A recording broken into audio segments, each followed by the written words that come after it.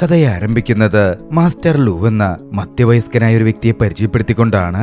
Master ലൂ സിനിമയിൽ സ്റ്റൺമാനായി ജോലി നോക്കിയിരുന്നൊരു മനുഷ്യനായിരുന്നു. ഇപ്പോൾ അതെല്ലാം വിട്ട് അദ്ദേഹം ഒതുങ്ങിക്കൂടി ജീവിക്കുകയാണ്. അധികം അവസരങ്ങളൊന്നും അദ്ദേഹത്തെ തേടി എത്താറുണ്ടായിരുന്നില്ല. ഉറങ്ങുകയായിരുന്ന മാസ്റ്റർ ലൂവിന്റെ പ്രിയപ്പെട്ട പെറ്റായ റെഡ് ഹെയർ എന്ന പേരുള്ള ഒരു കുതിര വന്ന് വിളിച്ചുണർത്തി. റെഡും ലൂവും അത്രമേൽ അടുപ്പത്തിലാണ് ജീവിക്കുന്നത്. ലാവോ ലൂക്ക് അപ്പോൾ തന്റെ കൂടെ തനിക്കേറെ പ്രിയപ്പെട്ട റെഡല്ലാതെ മറ്റാരും തന്നെ ഉണ്ടായിരുന്നില്ല. എഴുന്നേറ്റ് പ്രാഥമിക കർമ്മങ്ങളൊക്കെ കഴിഞ്ഞതോടെ റെഡിനെയും കൂട്ടി ലൂ മാർക്കറ്റിലേക്ക് ഇറങ്ങി. തെരുവിൽ കുതിരയുമായി നിന്ന് വേഷം കെട്ടിയും മറ്റും ടൂറിസ്റ്റുകളുടെയും കാണികളുടെയും ശ്രദ്ധ പിടിച്ചുപറ്റി പണം നേടലാണ് ലൂവിന്റെ പ്രധാന തൊഴിൽ. ഇപ്പോൾ ചെറിയ ഫോട്ടോഷൂട്ടുകളിലും വേഷം കെട്ടി ലൂ പങ്കെടുക്കാറുണ്ട്. അന്ന് രാത്രിയിൽ ഒരു സംഭവമുണ്ടായി. ലൂവിനെ കാണാൻ റൈസ് എന്ന പേരുള്ള ഒരു വട്ടിപ്പലിശക്കാരൻ എത്തി. റൈസിനടുക്കൽ നിന്ന് ലൂ പണം കടം പറ്റിയിട്ടുണ്ടായിരുന്നു. പക്ഷേ ടെൻ വർക്കൊന്നും ഇല്ലാതായപ്പോ ലൂവിന് പണം തിരികെ അടയ്ക്കാൻ പറ്റാത്ത അവസ്ഥ വന്നു. ബലം പ്രയോഗിച്ചും ഭീഷണിപ്പെടുത്തിയും അത് തിരിച്ചു വാങ്ങാനാണ് റൈസിന്റെ വരവ്. മാത്രമല്ല ലൂ മുമ്പ് ഒരു സ്റ്റൺ കമ്പനിക്ക് വേണ്ടിയായിരുന്നു വർക്ക് ചെയ്തിരുന്നത്. ആ കമ്പനിയാണെങ്കിൽ പാപ്പരാവുകയും ചെയ്തു. ലൂവിന്റെ കയ്യിൽ തിരിച്ചടയ്ക്കാൻ പണമുണ്ടായിരുന്നില്ല. റൈസ് അതോടെ ലൂവിന്റെ കുതിരയായ റെഡിനെ പിടിച്ചുകൊണ്ടുപോകുമെന്ന് പറഞ്ഞു. ലൂവിന് ഒട്ടും സഹിക്കാൻ പറ്റാത്ത കാര്യമാണത്. റെഡ് ലൂവിന്റെ ജീവനാണ്.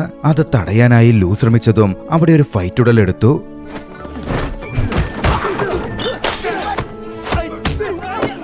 സ്റ്റണ്ട് ആർട്ടിസ്റ്റ് ആയതുകൊണ്ട് അത്യാവശ്യം മാർഷൽ ആർട്സ് ഒക്കെ ലൂവിനറിയാം. ലൂവും റെഡും ചേർന്ന് തങ്ങളെ പിടിക്കാൻ വരുന്നവർക്കെതിരെ നല്ല രീതിയിൽ പോരാട്ടം നടത്തി. തമാശകൾ അടക്കം നിറഞ്ഞ ഒരു ഫൈറ്റായിരുന്നു അത്. ആ ഫൈറ്റാകട്ടെ ആരൊക്കെയോ ഫോണിൽ ചിത്രീകരിക്കുകയും ചെയ്തു.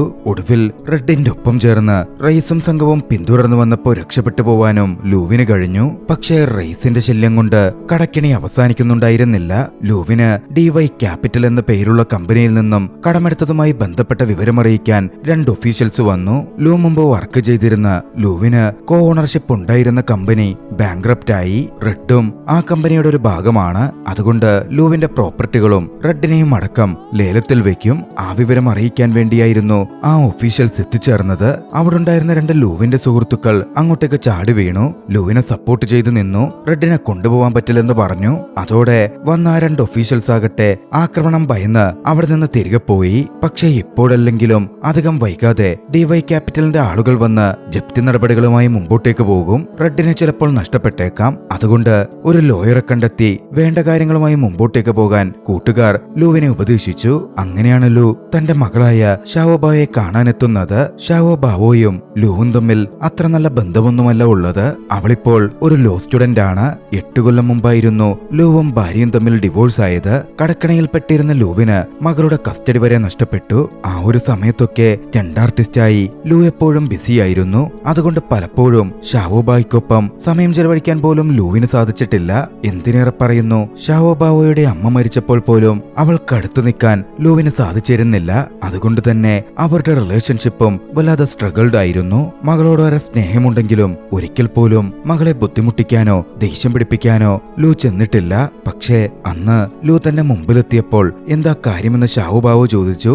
റെഡിനു വേണ്ടിയാണ് അദ്ദേഹം വന്നതെന്ന് കേട്ടതും ഷാവോബാവോയ്ക്ക് ദേഷ്യം വന്നു. പണ്ടും ലൂവിന് ഏറ്റവും പ്രിയം റെഡിനെയായിരുന്നു എന്ന മട്ടിൽ ദേഷ്യം അവൾക്ക് കനത്തു. അടുത്തൊരു ദിവസം ലൂവിനെ തേടി ലൂവിന്റെ പഴയൊരു പരിചയക്കാരൻ ഡേവിഡ് എത്തി. ഡേവിഡ് ഇപ്പോൾ ഒരു സ്റ്റൺ കമ്പനിയിലാണ് ജോലി നോക്കുന്നത്. റേസിനെതിരെ ലൂവും റെഡും ചേർന്ന് ഫൈറ്റ് നടത്തിയിരുന്നല്ലോ. ആ വീഡിയോ ആരോ എടുത്ത് സോഷ്യൽ മീഡിയയിൽ പോസ്റ്റ് ചെയ്തു. അത് വൈറലായിക്കൊണ്ടിരിക്കുകയാണ്. അത് കണ്ടിട്ടാണ് ഡേവിഡ് അവിടെ എത്തിയിരിക്കുന്നത്. ആ ഫൈറ്റും മറ്റും ഡേവിഡിന് ഇഷ്ടപ്പെട്ടു. സിനിമയിൽ ഒരു സ്റ്റണ്ട് ചെയ്യാൻ അവസരം വന്നിട്ടുണ്ട്. ലൂവും റെഡും ചേർന്നിട്ടുള്ള ഒരു ആക്ഷൻ ഫൈറ്റ്. അതിനെ ക്ഷണിക്കാനായിട്ടായിരുന്നു ഡേവിഡ് എത്തിച്ചേർന്നത്.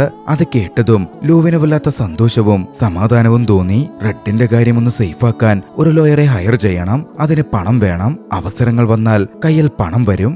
ഇതേസമയം മറുവശത്ത് ഷാവോബാവോ ആകട്ടെ ലോയറായ തന്റെ ബോയ്ഫ്രണ്ട് നായ്ഹുവയുമായി സംസാരിക്കുകയായിരുന്നു. അവർ കുറച്ചധികം നാളുകളായി റിലേഷൻഷിപ്പിലാണ്. ഷാവോബാവോ ഒരിടത്ത് പാർട്ട് ടൈം വർക്ക് ചെയ്യുന്നുണ്ട്. അവിടെ എത്തിയായിരുന്നു നായ്ഹുവ അവളെ കണ്ടത്. തന്റെ പാരന്റ്സിന് ഷാവോബാവോയുടെ കുടുംബത്തെ മീറ്റ് ചെയ്താൽ കൊള്ളാമെന്നുണ്ട് എന്ന കാര്യം നായ്ഹുവ പറഞ്ഞു. അത് കേട്ടതും ഷാവോബാവോ ഒന്ന് വല്ലാതായി. പിന്നാലെ കൂട്ടിച്ചേർത്തു, തനിക്ക് ഫാമിലിയൊന്നുമില്ല. അതും പറഞ്ഞ് അവൾ അടുക്കള ഭാഗത്തേക്ക് പോന്നു. അപ്പോഴാണ് അവൾ ഒരു കാഴ്ച കണ്ടത്. ഒരച്ഛൻ ഒരു കുഞ്ഞുകുട്ടിയെ സഹായിക്കുന്നു. അത് കണ്ടതും അച്ഛന്റെ ഓർമ്മ അവൾക്ക് വന്നു. പണ്ട് അമ്മ പറഞ്ഞ വാചകങ്ങളും അവളുടെ ഉള്ളിലേക്ക് ഓടിയെത്തി. എന്നെങ്കിലും അവളുടെ അച്ഛൻ അവളെ തേടി വന്നാൽ ഒരിക്കലും അച്ഛനെ ആട്ടിയോടിക്കരുത് എന്നായിരുന്നു അവളുടെ അമ്മ പറഞ്ഞിരുന്നത്. അന്നതിനെപ്പറ്റി ഏറെ ആലോചിച്ച അവൾ ഒടുവിൽ അച്ഛനെ കാണാൻ പോവാൻ തീരുമാനിച്ചു. ടാക്സി പിടിച്ച് ലൂ താമസിക്കുന്ന ഇടത്തേക്ക് ഷാവുബാവോ എത്തി. പക്ഷെ വീട്ടിലേക്ക് കയറിയപ്പോൾ അവൾ കണ്ടത് റെഡിനെ പരിപാലിച്ചു നിൽക്കുന്ന അവളുടെ അച്ഛനെയായിരുന്നു. അത് കണ്ടതും അവൾക്ക് ദേഷ്യം വന്നു. അതോടെ അച്ഛനെ കാണാതെ അവൾ അവിടെ നിന്ന് തിരികെ നടന്നു പോന്നു. തിരികെ തെരുവിലെത്തി ഭക്ഷണം കഴിച്ച് ഒരു കഫയിൽ അവൾ ഇരിക്കാൻ തുടങ്ങി. കുറച്ചു കഴിഞ്ഞതും അങ്ങോട്ടേക്ക് പതിവ് പോലെ വരുമാന മാർഗത്തിനായി ലൂ റെഡുമായി കടന്നു വന്നു. വേഷപ്രച്ഛനായിട്ടാണ് വരവ്. കാണികളെ ആകർഷിക്കാനും അതുവഴി പണം നേടാനും ലൂ ശ്രമം ആരംഭിച്ചു. ദൂരെ നിന്ന് ഷാവുബാവു അതൊക്കെ നോക്കിക്കാണുന്നുണ്ടായിരുന്നു. കുറെ ശ്രമിച്ചിട്ടും ലൂവിന് പണമൊന്നും കിട്ടുന്നേയില്ല. തന്റെ അച്ഛന്റെ അവസ്ഥ കണ്ടപ്പോ ഷാവുബാവോയ്ക്ക് സഹതാപം തോന്നി. ഒടുവിൽ അച്ഛനെ പോയി കാണാൻ തന്നെ അവൾ തീരുമാനിച്ചു. ലൂ താമസിക്കുന്ന ഇടത്തെത്തി അവൾ അച്ഛനെ കണ്ടു. നായ്ഹുവയുമായിട്ടായിരുന്നു അവൾ അങ്ങോട്ടേക്ക് എത്തിച്ചേർന്നത്. നായ്ഹുവയെ തന്റെ അച്ഛന് അവൾ പരിചയപ്പെടുത്തി കൊടുത്തു. പിന്നാലെ ലീഗൽ മാറ്റേഴ്സ് അവർ ഡിസ്കസ് ചെയ്യാനും ആരംഭിച്ചു. പക്ഷേ തന്റെ അമ്മായച്ഛന്റെ മുമ്പിൽ അങ്ങനെ ഇരിക്കുമ്പോ നായ്ഹുവ കുറച്ചെങ്കിലും ഒന്ന് വറീഡാവുന്നുണ്ടായിരുന്നു. എന്നിരുന്നാലും നായ്ഹുവക്ക് ലൂവിന്റെ കേസ് വിജയിച്ചേ പറ്റൂ. ലൂവിന് മുമ്പിൽ ആളാവാനും ഷാവുബാവോക്ക് മുമ്പിൽ ആളാവാനും അവന് കിട്ടിയ അവസരമാണ്. കേസ് വിജയിച്ചാൽ അദ്ദേഹം ചിലപ്പോൾ ഷാവുബാവോയെ വിവാഹം കഴിക്കാൻ അനുമതി തന്നേക്കും. റെഡിനെ പറ്റിയുള്ള വിശദവിവരങ്ങൾ നായ്ഹുവ ചോദിച്ചറിഞ്ഞു. കഥ അവിടെ നിന്നും ഒരു ഫ്ലാഷ് ബാക്കിലേക്ക് നീങ്ങുന്നു. 3 കൊല്ലത്തിന് മുമ്പ്. അപ്പോഴായിരുന്നു റെഡ് കമ്പനിയുടെ ഭാഗമായി പിറന്നു വീണത്. പക്ഷേ ചെറുപ്രായത്തിലെ റെഡിന് ഏറ്റവും ഭീകരമായ ഒരു അസുഖം വന്നിരുന്നു. ആ കുതിര സർവൈവ് ചെയ്യില്ലെന്നും ദയാവധത്തിന് അതിനെ വിധേയമാക്കാം എന്നും ഡോക്ടേഴ്സ് വരെ സജസ്റ്റ് ചെയ്തു. പക്ഷേ മാസ്റ്റർ ലൂവിന് ഒരിക്കലും അത് അംഗീകരിക്കാൻ പറ്റില്ലായിരുന്നു. ജനിച്ചു വീണ കുതിരക്കുട്ടിയെ കണ്ട് അദ്ദേഹത്തിന്റെ മനസ്സലിഞ്ഞു. അതിനെ വളർത്താനും അതിന് വേണമെങ്കിൽ എന്ത് ട്രെയിനിങ് കൊടുക്കാനും മാസ്റ്റർ ലൂ തയ്യാറായി. കൂടെയാരും ഇല്ലാതിരുന്ന മാസ്റ്റർ ലൂ തന്റെ കുട്ടിയെപ്പോലെ റെഡിനെ വളർത്തി. മുഴുവൻ സമയവും അതിന് കെയറിംഗ് കൊടുത്തു. പതിയെ പതിയെ റെഡിന്റെ അസുഖം മാറി. റെഡ് മെച്ചപ്പെട്ടു വന്നു. കരുത്തുറ്റ ഒരു കുതിരയായി മാറി. കഥ അവിടെ നിന്നും പ്രസന്റിലേക്ക് വരുന്നു. ഡേവിഡ് സിനിമയിൽ സ്റ്റണ്ട് ആർട്ടിസ്റ്റായി റെഡിനെയും ലൂവിനെയും വിളിച്ചിരുന്നല്ലോ. അത് സ്വീകരിച്ച് റെഡ് രംഗങ്ങൾ ഷൂട്ട് ചെയ്യാൻ വേണ്ടി പോയി. അച്ഛനെ അസിസ്റ്റ് ചെയ്യാൻ അച്ഛന്റെ മാനേജർ എന്ന പോലെ ഷാവുബാവോയും അവിടെ എത്തിയിരുന്നു. റെഡ് ആദ്യമായിട്ടാണ് സ്റ്റണ്ട് സീനിലൊക്കെ അഭിനയിക്കാൻ പോകുന്നത്. അത്രനാളും വെറുതെ ഫോട്ടോഷൂട്ടൊക്കെ മാത്രമാണല്ലോ റെഡ് ചെയ്തിരുന്നത്. വൈകാതെ ഷൂട്ടിംഗ് ആരംഭിച്ചു. ആയുധമേന്തി കുറെ ആളുകൾ പാഞ്ഞെടുത്തപ്പോൾ റെഡ് വല്ലാതെ ഭയന്നു. അതോടെ ഷൂട്ട് ചെയ്യൽ പ്രയാസമായിട്ട് മാറി. ഡയറക്ടറിനും ദേഷ്യം വന്നു. ആ കുതിരയെ മാറ്റാനും മറ്റും ഡയറക്ടർ ഉത്തരവിടുകയും ചെയ്തു. ഷാവുബാവോ റെഡിനടുത്തെത്തി റെഡിനോട് ലൂവിന്റെ അവസ്ഥയെപ്പറ്റിയും അവനെന്താ ചെയ്യേണ്ടത് എന്നുമൊക്കെ പറയാൻ ശ്രമിച്ചു. റെഡിന് മനസ്സിലായോ എന്തോ. എന്തായാലും അടുത്തൊരു ടേക്ക് കൂടി എടുത്തപ്പോ മികച്ച രീതിയിൽ റെഡ് അതിൽ പെർഫോം ചെയ്തു. നിരവധി സീനുകൾ ലൂവും റെഡും കൂടി എടുത്തു. മികച്ച ആക്ഷൻ സീക്വൻസുകൾ. ഡയറക്ടർ വരെയേറെ ഇംപ്രസ്ഡ് ആയിരുന്നു. ആ സ്റ്റണ്ട് സക്സസ് ആയതോടെ പിന്നീട് തുടർച്ചയായി റെഡിനും ലൂവിനും അവസരങ്ങൾ വരാൻ തുടങ്ങി. തന്റെ അച്ഛന്റെ മാനേജറായി ഷൂട്ടിംഗ് കോൺട്രാക്ട്സും പണത്തിന്റെ കാര്യങ്ങളും മറ്റുമെല്ലാം ഷാവുബാവോ നിയന്ത്രിക്കാനും ആരംഭിച്ചു. പക്ഷേ സീനുകളിൽ അപകട സാധ്യത കാണുമ്പോ അച്ഛന്റെ സുരക്ഷയോർത്ത് റെഡിന്റെ സുരക്ഷയോർത്ത് പലതിലും സുരക്ഷ വർദ്ധിപ്പിക്കാൻ വേണ്ട കാര്യങ്ങളെപ്പറ്റി അവൾ ഒരുപാട് സംസാരിച്ചു. അതിനുവേണ്ട കാര്യങ്ങളും ചെയ്തു. പക്ഷേ ലൂ എപ്പോഴും തന്റെ പ്രൊഫഷന്റെ കാര്യത്തിൽ അത്രമേൽ ആത്മാർത്ഥതയോടെ ഇടപെടുന്ന വ്യക്തിയായിരുന്നു. അതുകൊണ്ട് ഷാവുബാവോ വെക്കുന്ന നിയന്ത്രണങ്ങൾക്കപ്പുറം തന്റെ കഴിവിന്റെ പരമാവധി സിനിമയ്ക്ക് വേണ്ടി അയാൾ ചെയ്തു. പലപ്പോഴും അത് പരിക്കുകളിലേക്കും അയാളെ നയിക്കുന്നുണ്ടായിരുന്നു. ഒരു ദിവസം മാസ്റ്റർ ലൂവിനെ ഒരു കമ്പനിയുടെ സിഇഒ ഹേസിൻ വിളിച്ചു. ഹേസിനെ കാണാൻ വേണ്ടി ലൂ അങ്ങോട്ടേക്കെത്തി. ഹേസിൻ വളരെ വലിയൊരു കുതിരപ്രേമിയായിരുന്നു. ലോകത്തിന്റെ പല ഭാഗത്തു നിന്നുമുള്ള ഒരുപാട് കുതിരകളടങ്ങുന്ന ഒരു പ്രീമിയം കുതിരലായം അദ്ദേഹത്തിനുണ്ട്. കുതിരകളോടുള്ള അദ്ദേഹത്തിന്റെ ഇഷ്ടം റെഡിലേക്കും അദ്ദേഹത്തെ കൊണ്ടെത്തിച്ചിരുന്നു. റെഡിനെ താൻ അഡോപ്റ്റ് ചെയ്തോളാമെന്നും വലിയൊരു തുക പ്രതിഫലമായി തരാം എന്നും ഹീസൻ ലൂവിന് ഓഫർ ചെയ്തു. പക്ഷേ ലൂ ആ ഓഫർ റിജക്ട് ചെയ്യുകയായിരുന്നു ചെയ്തത്. അതോടെ റെഡിനെ പറ്റിയുള്ള കാര്യങ്ങൾ ഹീസിൻ അന്വേഷിക്കാൻ തുടങ്ങി. റെഡ് കുടുങ്ങിയിരിക്കുന്ന ലോസ്യൂട്ടുമായി ബന്ധപ്പെട്ട കാര്യവും കേസ് നടക്കുന്ന വിവരവുമൊക്കെ ഹീസിൻ മനസ്സിലാക്കി. അതോടെ RDY ക്യാപിറ്റൽ എന്ന കമ്പനി കൊടുത്ത കേസ് വിജയിപ്പിക്കാനും അവർ മുഖേന റെഡിനെ കരസ്ഥമാക്കാനുമുള്ള പദ്ധതികൾ ഹീസിൻ പ്ലാൻ ചെയ്യാൻ ആരംഭിച്ചു. ഹീസിന്റെ പക്കൽ അത്രമേൽ പവറും പണവുമുണ്ട്. അതുകൊണ്ടത് എളുപ്പത്തിൽ അയാൾക്ക് നേടിയെടുക്കാനും സാധിക്കും. അടുത്ത ദിവസം DY ക്യാപിറ്റലിന്റെ ലോയേഴ്സ് ഒഫീഷ്യൽസ് വീണ്ടും ലൂവിനെ കാണാനെത്തി. ഒഫീഷ്യൽ കോർട്ട് ഓർഡറുമായിട്ടായിരുന്നു അവരുടെ വരവ്.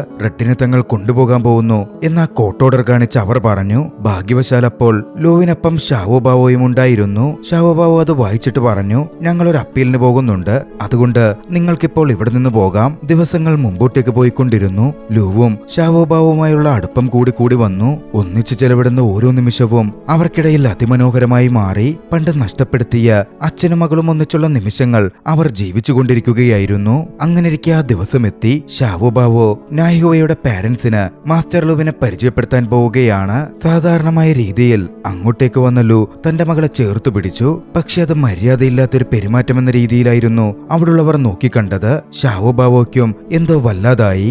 എന്തായാലും അന്നത്തെ ഡിന്നർ മീറ്റിംഗ് കഴിഞ്ഞപ്പോ ഒന്നും രണ്ടും പറഞ്ഞ് ഷാവോ ബാവോയും ലൂവും തമ്മിൽ വഴക്കിട്ടു. ദേഷ്യപ്പെട്ടായിരുന്നു അന്ന് ഷാവോ ബാവോ പോയത്. പോകുന്നതിന് മുമ്പ് റെഡും അച്ഛനും സ്റ്റണ്ട് സീനിൽ അഭിനയിക്കുമ്പോ ഒരുപാട് ബുദ്ധിമുട്ടുള്ളതിലേക്കൊന്നും പോയേക്കരുത് എന്നുകൂടി പറഞ്ഞു വെച്ചിട്ടായിരുന്നു അവൾ പോയത്.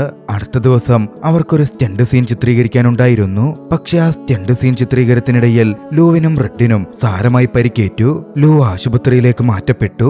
ID കാർഡും മറ്റുമെടുക്കാൻ വേണ്ടി ഷാവോ ബാവോയെ ആയിരുന്നു ഹോസ്പിറ്റലിൽ നിന്ന് ലൂവിന്റെ അടുത്തേക്ക് പറഞ്ഞയച്ചത്. ലൂ അവിടെത്തി ഓരോ പേപ്പറുകളും മറ്റും പരിശോധിക്കാൻ തുടങ്ങി. അവിടെത്തി ഓരോന്ന് നോക്കുന്നതിനിടയിൽ ഷാവോ ബാവോയുടെ കയ്യിൽ ഒരു CD കിട്ടി. ആ CD അവൾ പ്ലേ ചെയ്യിപ്പിച്ചു. അച്ഛനും അവളും കുട്ടിക്കാലത്ത് റെസ്റ്റോറന്റിൽ വെച്ച് കണ്ടുമുട്ടുമ്പോൾ അവിടെ പതിഞ്ഞിരുന്ന CCTV വിഷ്വൽസ് ആയിരുന്നു അത്. ഷാവോ ബാവോയെ മിസ് ചെയ്തിരുന്ന കഴിഞ്ഞ കാലത്ത് ലൂ ആ വീഡിയോ ഇട്ട് കണ്ടായിരുന്നു എപ്പോഴും ആശ്വസിച്ചിരുന്നത്. തന്റെ അച്ഛനെ കാണാനോ ഇടപഴകാനോ ഒരിക്കലും ഷാവോ ബാവോ ഇഷ്ടപ്പെട്ടിരുന്നില്ല. ദേഷ്യത്തോടെയാണ് പെരുമാറിയിരുന്നതും. പക്ഷേ ലൂ തന്റെ മകളെ ആത്മാർത്ഥമായി സ്നേഹിച്ചിരുന്നു.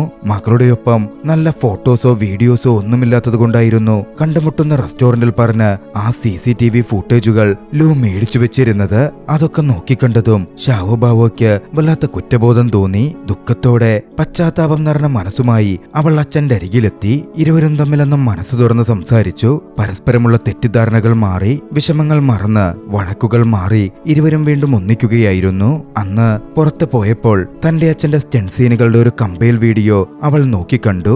ലൂവും ഷാവോ ബാവോയുടെ ഒപ്പമുണ്ടായിരുന്നു. അതിൽ എത്രമാത്രം അച്ഛന് പരിക്കേറ്റിരുന്നു എന്നതൊക്കെ കണ്ടപ്പോൾ അവൾക്ക് വലിയ ദുഃഖം തോന്നി. അച്ഛനോട് ഇനി സ്റ്റണ്ടിനൊന്നും പോവരുത്, തനിക്ക് അച്ഛനെ വേണമെന്ന് ഏറെ ഇമോഷണലായി അവൾ പറഞ്ഞു. താൻ ഇനി സ്റ്റണ്ട് വർക്കിനൊന്നും പോകില്ല എന്ന് അദ്ദേഹവും പറഞ്ഞു വെച്ചു. അന്ന് സങ്കടപ്പെട്ടിരുന്ന മകളോട് ലൂ പഴയ കാലങ്ങളെപ്പറ്റിയും പറഞ്ഞു. ഒരിക്കൽ ഇത്തരത്തിൽ സ്റ്റണ്ട് സീൻ ഷൂട്ട് ചെയ്യുന്നതിനിടയിൽ ലൂവിന് വലിയ അപകടം പറ്റി. 8 മാസം കോമയിലകപ്പെട്ടു. ഒരു കൊല്ലത്തോളം സംസാരിക്കാനും ഒന്നും ലൂവിന് സാധിച്ചില്ല. പകുതി ഓർമ്മകളും നഷ്ടപ്പെട്ടിരുന്നു. ആ സംഭവമായിരുന്നു ലൂവിന്റെ ജീവിതത്തെ പിടിച്ചുകുലുക്കിയത്. അതായിരുന്നു ഏറ്റവും ഒടുവിൽ ലൂവും ഭാര്യയും തമ്മിലുള്ള ഡിവോഴ്സിലും കൊണ്ടെത്തിച്ചതും. എന്തായാലും അവരുടെ ജീവിതത്തിലെ ഏറ്റവും മനോഹരമായ നിമിഷങ്ങളിലൂടെയായിരുന്നു ആ അച്ഛനും മകളും അപ്പോൾ കടന്നുപോയത്. അന്ന് രാത്രിയിലാണ് മറ്റൊന്ന് നടക്കുന്നതും. റെഡിനെ കടത്തിക്കൊണ്ടുപോകാൻ റൈസും സംഘവും എത്തി.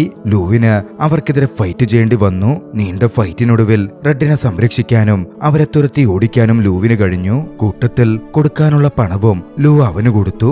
ആ കടം തീർത്തു.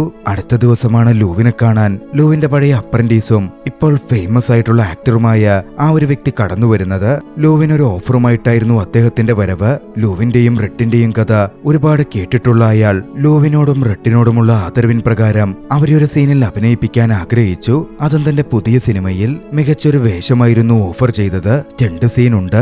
ലൂ പക്ഷേ അതിലൽപ്പമൊന്നും മടിച്ചിരുന്നു. കാര്യം ഷാവോ ബാവോയ്ക്ക് ഇനി സ്റ്റണ്ട് സീൻ ചെയ്യില്ലെന്ന് വാക്കുകൊടുത്തതാണല്ലോ. പക്ഷേ ശിഷ്യൻ ഒരുപാട് നിർബന്ധിച്ചപ്പോ തന്റെ അവസാന ജോലി എന്ന രീതിയിൽ ലൂ അവനോട് ഓക്കെ പറഞ്ഞു. പിന്നാലെയായിരുന്നു അങ്ങോട്ടേക്ക് ഷാവോ ബാവോയും നെയ്ഹുവയും എത്തുന്നത്.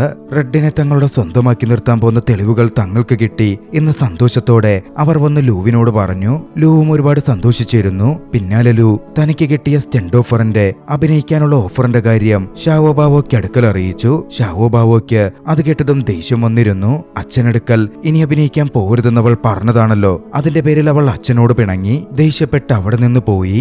വാക്കുകൊടുത്തതാണല്ലോ, പിന്മാറാൻ പറ്റില്ലല്ലോ. അടുത്ത ദിവസം ഷൂട്ടിനായി റെഡുമായി ലൂ ഫിലിം സെറ്റിലെത്തി. പക്ഷേ കോസ്റ്റ്യൂം ഒക്കെ ധരിച്ചു നിന്നപ്പോൾ റെഡിനെ പറ്റിയും കഴിഞ്ഞ ആക്ഷൻ സീക്വൻസിൽ റെഡിനെ പറ്റിയ പരിക്കിനെ പറ്റിയും ഷാവോ ബാവോ പറഞ്ഞ വാക്കുകളെ പറ്റിയും ലൂ ഓർത്തുകൊണ്ടിരുന്നു. എന്തുകൊണ്ടോ ആ സ്റ്റണ്ട് ചെയ്യാൻ ലൂവിന് മനസ്സ് വരുന്നുണ്ടായിരുന്നില്ല. ലൂ തന്റെ ശിഷ്യന്റെ അടുത്തേക്ക് ചെന്നു. അവനടുക്കൽ ഏറെ ബഹുമാനത്തോടെ തനിക്ക് സ്റ്റണ്ട് ചെയ്യാൻ പറ്റില്ല എന്ന കാര്യം അറിയിച്ചു. അവർക്കും അത് മനസ്സിലാകുമായിരുന്നു. ലൂ അവിടെ നിന്ന് നേരെ പോകുന്നത് ഷാവോബാവോയെ കാണാനാണ്. ഷൂട്ടിന് പോകാതെ അച്ഛൻ റെഡുമായി തന്റെ മുമ്പിൽ വന്ന് നിന്നത് കണ്ടപ്പോ തന്നെ അവൾക്ക് സന്തോഷമായിരുന്നു. അവൾ ഓടി വന്ന് തന്റെ അച്ഛനെ കെട്ടിപ്പിടിച്ചു. ആദ്യമായി താൻ തന്റെ ഒരു ജോലിക്ക് നോ പറഞ്ഞു എന്ന് അദ്ദേഹം അവളോട് അറിയിച്ചു. ഒടുവിൽ ആ ദിവസം എത്തി. കോർട്ടിൽ റെഡിനു വേണ്ടിയുള്ള വാദങ്ങൾ നടക്കുന്ന ദിവസം. നീണ്ട വാദങ്ങളായിരുന്നു നടന്നത്. പക്ഷേ നിർഭാഗ്യവശാൽ റെഡിന്റെ കസ്റ്റഡി ലൂവിന് നഷ്ടപ്പെട്ടു. കേസിൽ ലൂ പരാജയപ്പെട്ടു. തന്റെ പവറും പണവുമെല്ലാം ഉപയോഗിച്ച് സിഇഒ ഹീസിൻ റെഡിനെ സ്വന്തമാക്കി. നൈഹുവ ഹീസിനടുത്ത് ചെന്ന് ഈ വിഷയമൊന്ന് റീകൺസിഡർ ചെയ്യണമെന്നും ലൂവിനെ സംബന്ധിച്ച് റെഡ് അദ്ദേഹത്തിന്റെ ഫാമിലിയാണ് എന്നൊക്കെ പറഞ്ഞെങ്കിലും ഹീസിൻ അതൊന്നും ചെവികൊണ്ടില്ല. റെഡ് ഏറ്റവും സുരക്ഷിതമായിട്ടായിരിക്കും തന്റെ പക്കൽ ഉണ്ടാവുക എന്ന് ഹീസിൻ മറുപടി കൊടുത്തു. അത്രമേൽ വിഷമത്തോടെയായിരുന്നു ലൂ റെഡിനെ ഹീസിനെ കൈമാറിയത്. മനസ്സ് തകർന്ന് റെഡിനെ കൈമാറി അയാൾ തിരികെ നടക്കുമ്പോൾ റെഡും ബഹളം കൂട്ടുന്നുണ്ടായിരുന്നു. തന്നെ കൂട്ടാതെ തന്റെ മാസ്റ്റർ നടന്നു പോകുന്ന കണ്ടതും റെഡ് അവിടെ നിന്നില്ല. ലൂവിന് പിന്നാലെ കുതറിയോടി ചെന്നു. ഓടുന്നതിനിടയിൽ റെഡ് കാല് തെന്നി വീണു. എന്നിട്ടും വീണ്ടും എഴുന്നേറ്റോടി. വീണ്ടും തെന്നി വീണു. കാറിൽ പോവുകയായിരുന്ന ലൂവിന് അത് കണ്ട് സഹിക്കുന്നുണ്ടായിരുന്നില്ല. ലൂ കാറിൽ നിന്നിറങ്ങി റെഡിനെ നോക്കി ആക്രോശത്തോടെ പറഞ്ഞു, നീ നിന്റെ പുതിയ ഓണറുടെ അടുത്തേക്ക് തിരിച്ചു പോടാ, എനിക്കിനി നിന്നെ വേണ്ട. ആ വാക്കുകളിൽ അത്രമേൽ വേദന നിറഞ്ഞിരുന്നു. അത് പറയുമ്പോൾ ലൂവിന്റെ കണ്ണുകൾ നിറഞ്ഞൊഴുകിയിരുന്നു. തിരികെ കാറിൽ കയറി പോകുമ്പോൾ ലൂ പൊട്ടിക്കരഞ്ഞു. വിഷമത്തോടെ റെഡ് തിരികെ നടന്നു. പിന്നീട് അങ്ങോട്ടേക്ക് ലൂവിന്റെ ജീവിതം തീരെ ഒറ്റപ്പെട്ട അവസ്ഥയിലായി. അവനായി ആരുമില്ലാത്തതുപോലെ ലൂവിന് തോന്നി. റെഡ് മുത്തുള്ള തന്റെ നിമിഷങ്ങൾ സിനിമയിലെ സീനുകളായി ഇട്ടുകണ്ട് വീണ്ടും വീണ്ടും റെഡിനെ തന്നെ ലൂ നോക്കിക്കൊണ്ടിരുന്നു. ഇതെല്ലാം ലൂവിന്റെ മകൾ നോക്കിക്കാണുന്നുണ്ടായിരുന്നു. അച്ഛനെ ഈ അവസ്ഥയിൽ വിടുവാൻ അവൾ ഒരുക്കമായിരുന്നില്ല. ധൈര്യം സംഭരിച്ച് അവൾ ഹീസിനെ കാണാൻ ചെന്നു. ഹീസിനോട് റെഡ് തന്റെ അച്ഛന് ഒരു കുടുംബാംഗത്തെ പോലെയാണെന്നും അദ്ദേഹം റെഡിനു വേണ്ടി എന്തൊക്കെ ത്യാഗങ്ങൾ സഹിച്ചിട്ടുണ്ട് എന്നും എടുത്തു പറഞ്ഞു. പിന്നാലെ അവരുടെ ബോണ്ടിംഗ് കാണിക്കുന്ന നിരവധി വീഡിയോസ് അദ്ദേഹത്തിന് പ്ലേ ചെയ്ത് കാണിച്ചു കൊടുത്തു. തന്റെ അച്ഛന്റെ ബെസ്റ്റ് ഫ്രണ്ടിനെ അദ്ദേഹത്തിൽ നിന്ന് പിരിക്കരുത് എന്നപേക്ഷിച്ചു.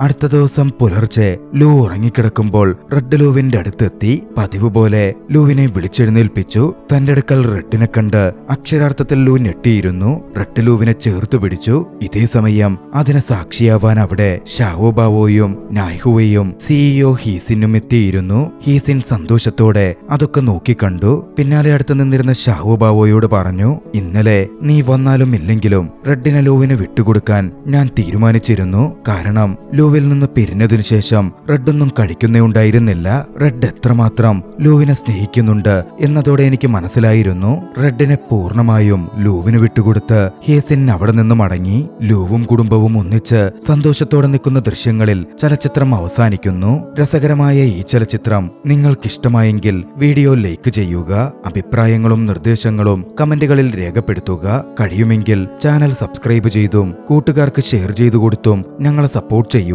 അടുത്ത എപ്പിസോഡിൽ മറ്റൊരു മികച്ച ചലച്ചിത്രവുമായി നമുക്ക് കണ്ടുമുട്ടാം. അതുവരെ ബൈ.